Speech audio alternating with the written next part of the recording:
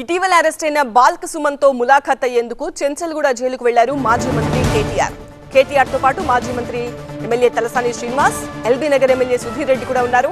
ములాఖాత్ కు ముగ్గురికి మాత్రమే అనుమతి ఇచ్చారు జైలు సూపరింటెండెంట్. సింగరేణిలో జరుగుతున్న అక్రమాలను బయటకు రాకుండా చేయడానికి బాల్క సుమన్ పై ఇష్టం వచ్చిన కేసులు సెక్షన్లో పెట్టారన్నారు కేటీఆర్.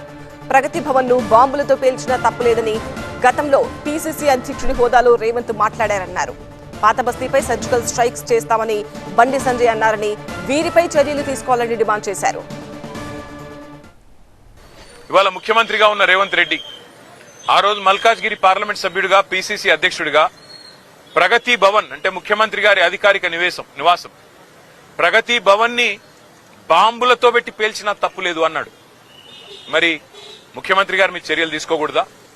ఒక గౌరవ పార్లమెంట్ సభ్యుడిగా ఉంటూ, పీసీసీ అధ్యక్షుడిగా ఉంటూ బాంబులు పెట్టి ముఖ్యమంత్రి అధికారిక నివాసాన్ని పేల్చేయాలే అని మాట్లాడిన రేవంత్ రెడ్డి శిక్షకు అర్హుడు కాదా? చెంచల్గూడకు మళ్లీ తిరిగి రావడానికి అర్హుడు కాదా?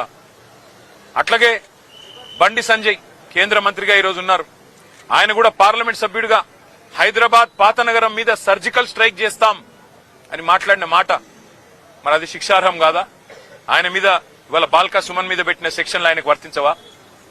అట్లాగే మిగతా కాంగ్రెస్ నాయకులు, ఒక మాజీ ఎమ్మెల్యే మైనంపల్లి హనుమంతరావు సిద్దిపేటలో మా హరీష్ రావు గారి క్యాంప్ కార్యాలయం మీద దాడి చేయించడమే కాకుండా పెట్రోల్ పోసి తగలబెడతా హరీష్ రావుని అనే మాట అది శిక్షార్హం కాదా? దానికి సెక్షన్లు వర్తించవా? వాళ్ళ జడ్చర్ల ఎమ్మెల్యే అనిరుద్ రెడ్డి అక్కడ ఉండే ఒక కంపెనీని పెట్రోల్ పోసి తగలబెడతా అంటే అక్కడ శిక్ష ఉండదా? అంటే కాంగ్రెస్ ఒక నీతి, మా సోదరుడు బాల్కా సుమన్ గారికి ఇంకో నీతా?